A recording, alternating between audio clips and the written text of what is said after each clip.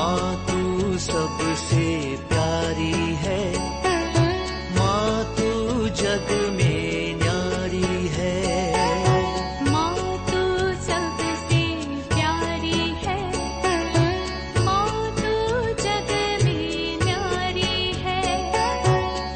अपने आंचल में रखना, अपने आंचल में रखना। हमें वरदानों से भरना। माँ तू सबसे प्यारी है, माँ तू जग में न्यारी है। माँ तू सबसे प्यारी है, माँ तू जग में न्यारी है। पिता, पुत्र और पवित्र आत्मा के नाम पर आमीन। आप सबों को जय यीशु। इस सिनोडल वर्ष में हम लोग प्रयास कर रहा है सबों के साथ मिलकर के स्वर्ग राज्य की यात्रा करें।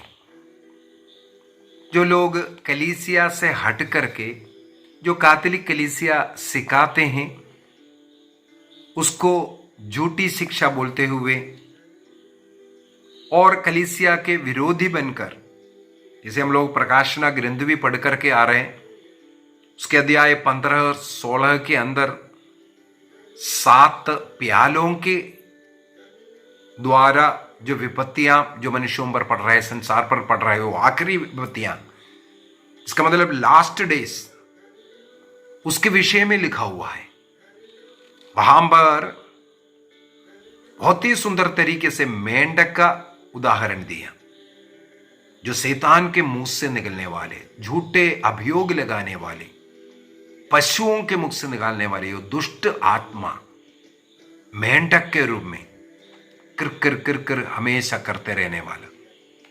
इसी प्रकार कई लोग काम करते करते जो सत्य कलीसिया से अनेकों लोगों को भ्रमित कर करके लेके गए। बेचारे लोग नहीं जान रहे। कई लोग मेरे से बात करते हैं, वो कैथोलिक कलीसिया के विरोधी बोल रहा है। मैं 1-2 सवाल करता हूं, उनके पास उत्तर नहीं है। ऐसे संस्कारों के विषय में सवाल कर रहा है, ये सब पोप का बना हुआ है, ये सब पोप का बना हुआ है। यीशु मसीह ने कोई संस्कार नहीं बनाया है, बनाया तो कहां है, दिखाओ। ऐसे ही सब बोल करके मैं उनसे एक छोटा सा सवाल करते, ये संस्कार क्या है भाई? आप क्या समझते हैं संस्कार? ये उनको मालूम नहीं। जो चीज लोगों को मालूम नहीं है उसके विरुद्ध में क्यों तर्क कर रहा है? सबसे पहले ज्ञान आपको होना चाहिए। पेत्रुस का दूसरा पत्र अध्याय 2, पेत्रुस का दूसरा पत्र अध्याय 2 वाक्य 10 और 11 को थोड़ा पढ़ना चाहूंगा। वहां पर लिखा है, उन लोगों को जो अशुद्ध वासनाओं के वशीभूत होकर भोग विलास में जीवन बिता रहे हैं और प्रभुत्व को तुच्छ समझता है। ईश्वर ने जो बातें बोला है उसका बाइबल केवल बाइबल बाइबल बाइबल बोल रहा है, लेकिन उस बाइबल के वचन के अनुसार जीवन नहीं जी रहा है। दूसरों को बता करके वहां से उन लोगों को हटाने के लिए हाथ में बाइबल रखा हुआ है। भेड़ का खाल ओढ़ करके भेड़िया है। प्रभुत्व को तुच्छ समझने वाले लोग, मसीह ने जो कलीसिया स्थापित किया उसके विरुद्ध बोलने वाले, मसीह के द्वारा स्थापित 7 संस्कारें उसके विरुद्ध बोलने वाले। इसके बाद क्या लिखा हुआ है? वे उद्दंड एवं घमंडी है।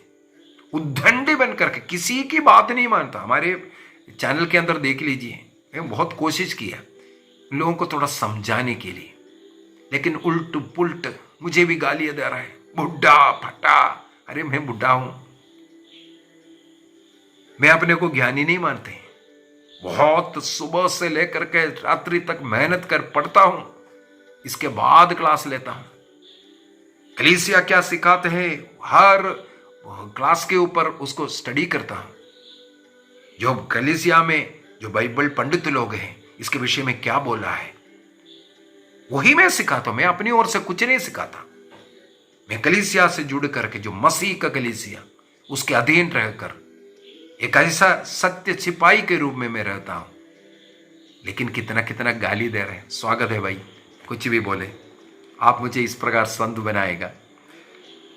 वे उद्दंडी एवं घमंडी हैं और स्वर्गीय सत्वों की निंदा करने में नहीं डरते। चाहे माता मरियम के विरुद्ध बोले, चाहे मिस्सा बलिदान के विषय में बोले, चाहे संत पापा के विषय में बोले, फादर सिस्टर, किसी के विरुद्ध में भी कुछ भी बोलने के लिए वो डर नहीं रहा है। क्रूस के विरुद्ध में बोलेगा, क्रिसमस के विरुद्ध में बोलेगा, ईस्टर के विरुद्ध बोलता है, क्या क्या नहीं बोल रहा है। जो कैथोलिक कलीसिया में जो कर रहा है उसका विरोध करने वाला उद्दंडी बन गया, घमंडी बन गया, ईश्वरीय तत्वों का निंदा करने में डरता नहीं है। वाक्य 11, स्वर्गदूतों को, जब स्वर्गदूत जो उन लोगों से कहीं अधिक समर्थ है और शक्तिशाली है, प्रभु के सामने उनके विरुद्ध निंदात्मक अभियोग नहीं लगाते हैं। ये जो स्वर्गदूत ईश्वर के सामने खड़े होकर के ऐसे लोगों के विरुद्ध में कभी भी नहीं बोलते हैं ये पास्टर ऐसा बोला है, देखो आपके मां के विरुद्ध में बोला है करके, निंदा नहीं करते हैं। किसी की निंदा करने से वे डर रहा है। लेकिन आज देख लीजिए हर यूट्यूब के अंदर कितना निंदात्मक बातें हैं, ईश्वर के विरुद्ध में कितने बातें हैं। ये डर नहीं रहा है, घमंडी है, उद्दंडी है। और आगे लिखा है, किंतु वे विवेकहीन पशुओं के समान हैं जो शिकार बनने और मारे जाने के लिए पैदा हुआ है। ऐसी बातों की निंदा वे कर रहा है जिन्हें वो नहीं समझते हैं। मैं जान रहा हूं ये बात। ना जानने वाले बातों पर तर्क करता है। कमेंट्री में देख लेना, ऐसे क्याएं सुना हुआ, इसके बाद कॉपी पेस्ट करना शुरू करेगा, किसी और ने सिखाया हुआ क्लास का लिंक डालना शुरू कर देगा, ये सुनो ये सुनो। अरे तुम ऐसे शैतान की बातें सुन करके तुम अपने जिंदगी को क्यों बर्बाद कर रहे हैं? हम कलीसिया के जो सत्य शिक्षाएं दे रहा है उसके विरुद्ध क्यों दे जा रहा है? आज का क्लास यही हम लोग मनोचिंतन करने वाले हैं। क्या ईश्वर ने, ईसा मसीह ने संस्कारों को ठहराया कि नहीं? सबसे पहले ये संस्कार सब क्या है? एक चर्च फादर है जिनका नाम है यूसबियुस, आदिम कलीसिया का एक चर्च फादर है यूसबियुस।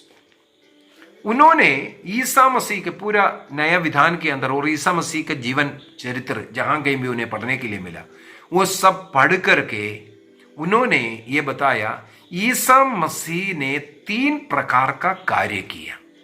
3 प्रकार का कार्य, ministries of Jesus Christ. Isa Masih संसार में ईश्वर मनुष्य बन करके जो किया हुआ मिनिस्ट्री, उनका ऑफिस भी कहते हैं उसको। सबसे पहले वो एक नबी का कार्य किया, प्रोफेटिक कार्य। दूसरा कार्य उन्होंने किया पुरोहित का कार्य, प्रीस्टली कार्य। तीसरा कार्य उन्होंने किया एक राजा का कार्य, किंग के समान। इस प्रकार 3-fold ministries of Jesus Christ in the earth कहते हैं। इस संसार में ईसा मसीह आकर के किया हुआ 3-fold मिनिस्ट्री, 3 ऑफिस। सबसे पहले वो एक नबी का कार्य किया। नबी क्या काम करता है? ईश्वर के वाणी को सुनाता है। बाइबल के अंदर अनेकों ऐसा उदाहरण मिलेगा। ईसा मसीह कहते हैं, योहन का सुसमाचार अध्याय 14 का वाक्य 24 में, जॉन चैप्टर 14 वर्स 24, पिता का बातें बोल रहा है। जॉन चैप्टर 17 वर्स 4, पिता ने जो कार्य करने के लिए भेजा उसको पूर्ति करने के लिए। इस प्रकार कई जगहों पर मिलेगा। ईसा मसीह ईश्वर का, पिता का एक नबी के रूप में हम लोग देखते हैं। और अनेकों लोग ईसा मसीह को नबी कह करके पुकारा भी था। प्रेरित अध्याय 2 वाक्य 22 के अंदर भी हम लोग पढ़ सकते हैं। और मार्कुस का सुसमाचार अध्याय 6 के अंदर ईसा मसीह ने स्वयं को एक नबी के रूप में प्रस्तुत करते हुए कहा, नबियों को अपने गांव में, अपने घर में स्वागत नहीं होता है करके। और लूकस के सुसमाचार अध्याय 4 वाक्य 43 में 43 में हम लोग पढ़ते हैं, ईसा मसीह ने कहा, मुझे अन्य गांवों में भी प्रभु का उस संदेश लेकर के जाना है। वो तो भेजा हुआ, इसका मतलब वो नबी के रूप में वहां सब प्रस्तुत किया। इसलिए संत यूसेबियुस कहते हैं, चर्च फादर यूसेबियुस कहते हैं, ईसा मसीह में एक नबी का कार्य करता हुआ ऑफिस हम लोग देखते हैं। अगला प्रीस्ट, पुरोहित। हमें मालूम है ईसा मसीह स्वयं बलि वस्तु था, बलि अर्पित करने वाला महापुरोहित भी था। क्रूस के बलिदान के द्वारा उन्होंने अपने को अर्पित किया, ये सब हम लोग जानते हैं। तो ईसा मसीह एक प्रीस्ट पवित्र करने वाला, संसार के पवित्रता के लिए अपना रक्त बहाया, पापों का प्रायश्चित करने वाला, उस पवित्रता का कार्य करने वाला, बलि अर्पित करने वाला प्रीस्ट को ईसा मसीह में हम लोग पाते हैं।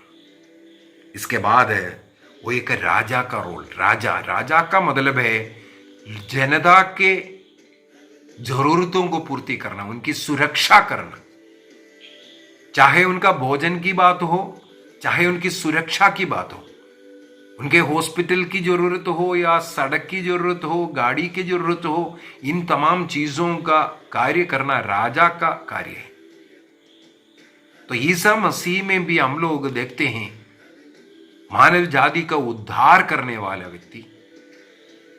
और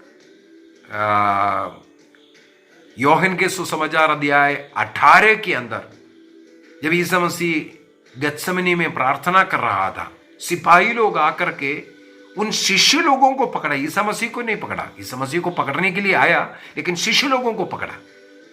वहां पर ईसा मसीह पूछते, तुम लोग किसे ढूंढते हो, किसे पकड़ने के लिए आ रहे? बोला, ईसा नासरी को। तो मैं हूं, यदि तुम लोग मुझे ढूंढते हो, मुझे पकड़ो, उनको छोड़ दो। बोला, अर्थात उन लोगों की रक्षा करता है स्वयं पकड़वाने वाला। वो राजा के रोल में हम लोग पाते हैं। चाहे जरूरतमंदों को भोजन देना हो, चंगाई देना हो, मर्दों से जिलाना हो, ये सारे चिन्ह चमत्कार हैं, सब हम यहां पर देख सकता है। तो ईसा मसीह में जो प्रोफेटिक, प्रीस्टली एंड किंगली, जो नबी के रूप में, पुरोहित के रूप में, राजा के रूप में जो कार्य किया, उन तमाम कार्य यदि हम लोग देखेंगे आज भी कलीसिया में चलते हैं, आज भी चलता है। इसको हम लोग 7 संस्कारों के द्वारा देखते हैं। ईसा मसीह का उन कार्य आज इन संस्कारों में हम पाते हैं। ईसा मसीह ने जो कार्य किया, ईसा मसीह ने जिन 7 संस्कारों को स्थापित किया, आज उन संस्कारों के द्वारा ईसा मसीह कलीसिया में जीवित है। इसका मतलब है ईसा मसीह संस्कारों में जीवित है। संस्कारों का मैंने कई क्लास डाल चुका है, संस्कार क्या है ऐसे ऐसे करके, इसलिए ज्यादा संस्कार में नहीं जा रहा हूं। आप उसको भी कृपया देख लीजिए।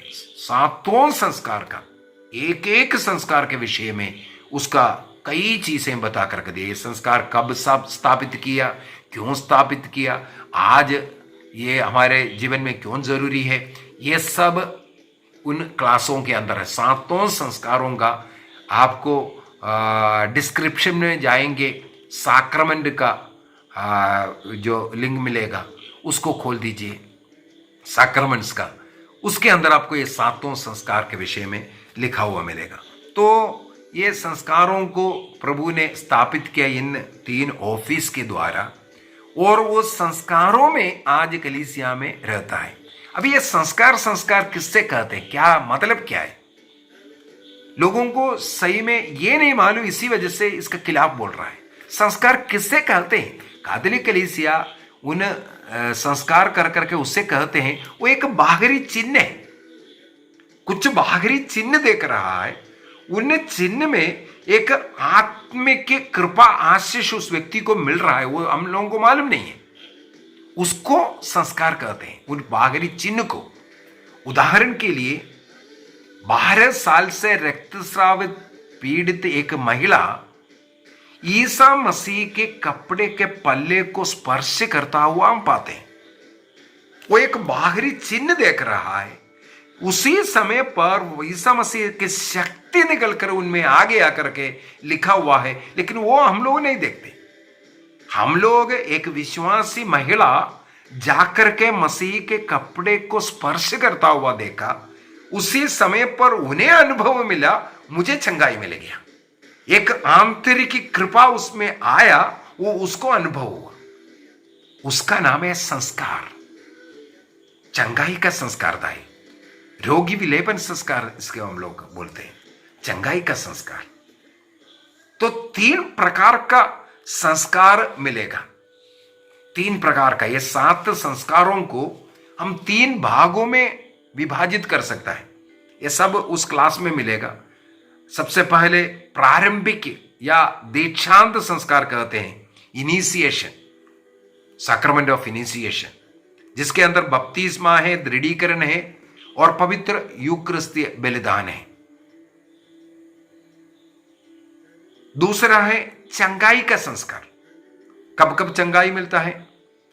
पाप स्वीकार करते वक्त एक चंगाई का संस्कार है, पाप क्षमा हो रहा है, शारीरिक मानसिक बीमारियों से भी चंगाई होती है। इसलिए बोलते हैं कैथोलिक कलीसिया में सबसे ज्यादा चंगाई का कारण यह है, कैथोलिक कलीसिया में पाप स्वीकार है। एक अच्छा पाप स्वीकार के द्वारा नाना प्रकार के बीमारी से मुक्ति मिलता हुआ मैंने मेरे आंखों से देखा है। सबसे बड़ा चमत्कार उस दिन होता है जिस दिन पाप स्वीकार संस्कार होता है। और दूसरा है रोगी विलेपन संस्कार, ये दोनों चंगाई का संस्कार कहते हैं। तीसरा है सामाजिक सेवा का संस्कार, वह है पुरोहिताई संस्कार के द्वारा सामाजिक सेवा के लिए।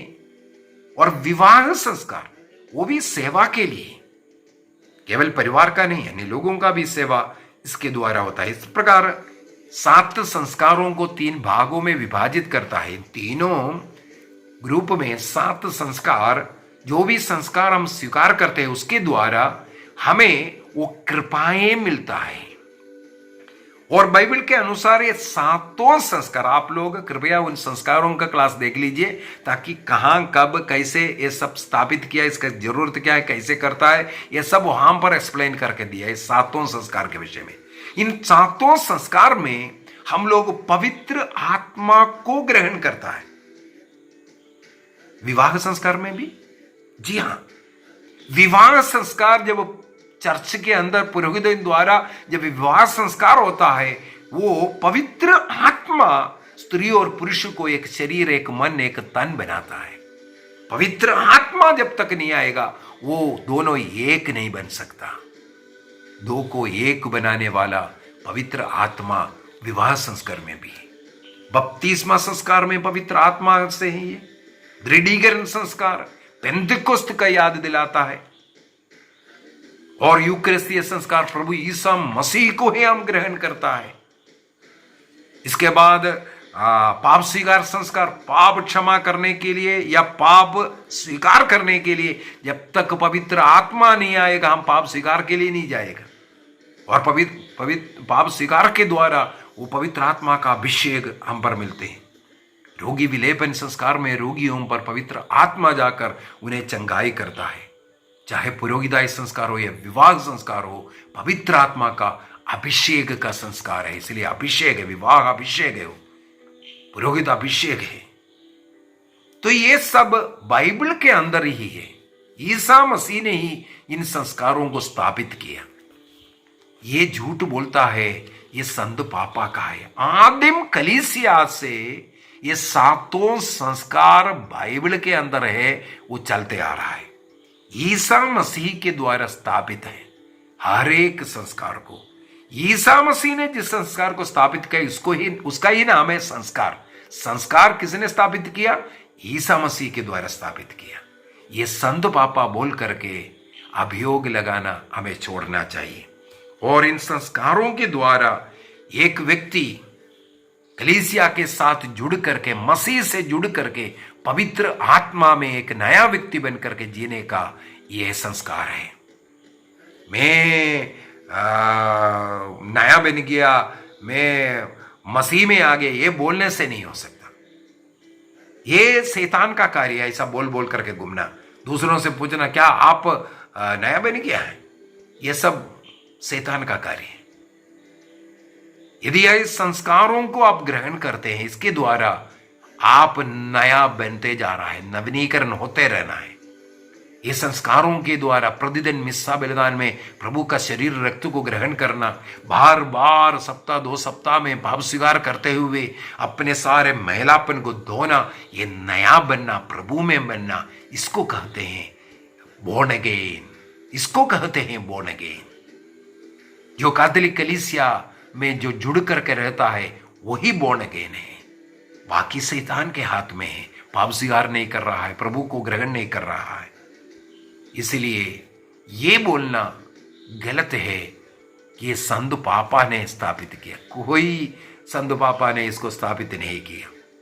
और आपको मैं बताता हूं, जैसे जो चर्च फादर यूसेबियुस ने इसको सबसे पहले सिखाया, ये ऐसा प्रभु ने थ्री फोल्ड जो कार्य किया है।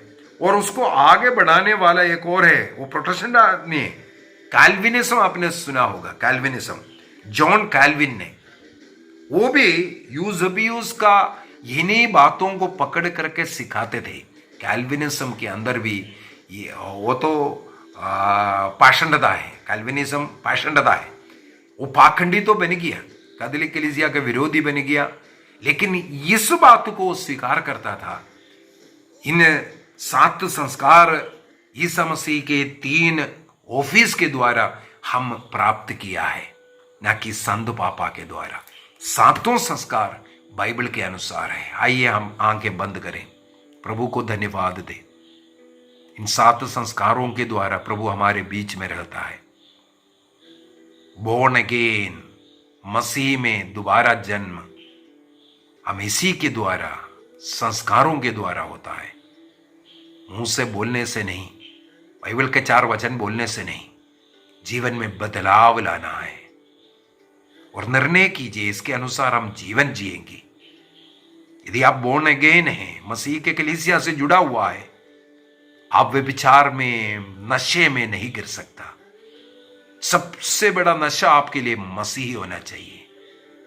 सबसे बड़ा प्रेम आपको मसीही का प्रेम होना चाहिए, तभी वासना व्यभिचार का पाप में नहीं गिरेगा। अन्य लोग सब, चाहे कैथोलिक कलीसिया में जुड़े हुए हो, झूठ बोलते हैं, झूठे हैं। निर्णय कीजिए। इन 7 संस्कारों के द्वारा हम प्रभु से जुड़ेंगे, कलीसिया से जुड़े रहेंगे, स्वर्ग राज्य के योग्य जीवन बिताएंगे। निर्णय कीजिए। पिता, पुत्र और पवित्र आत्मा के नाम पर आमीन। आप सबों को जय यीशु।